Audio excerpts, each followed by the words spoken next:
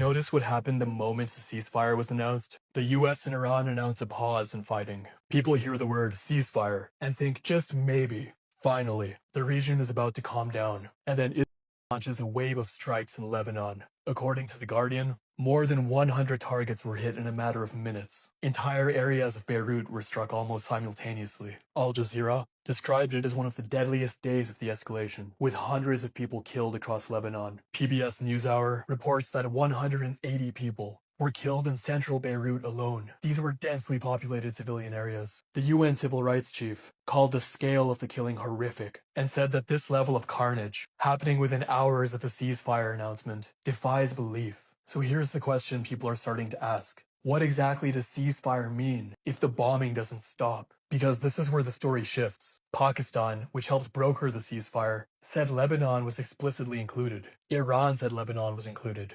France, the EU, and the UK all pushed for Lebanon to be included, but Israel, backed by the US position, said Lebanon doesn't count. Think about what that means. A ceasefire that still allows strikes in one of the most densely populated cities in the region is not really a ceasefire. And once you see that, something becomes very clear. This ceasefire was never about discontinuing violence. Rather, it's about defining violence in the most arbitrary way possible. It's about the US and pursuing their own imperial goals without any care for humanistic consequence. Now, add another layer. According to Reuters, this corruption trial is set to resume now that emergency conditions are easing in Israel.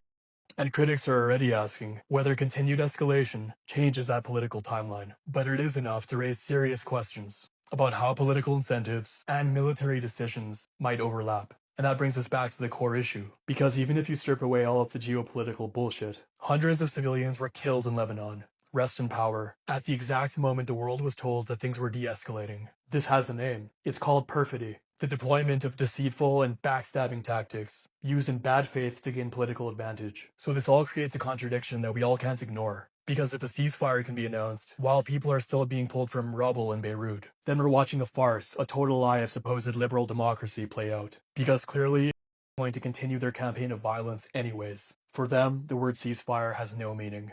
Their time of hiding behind that for optics is over.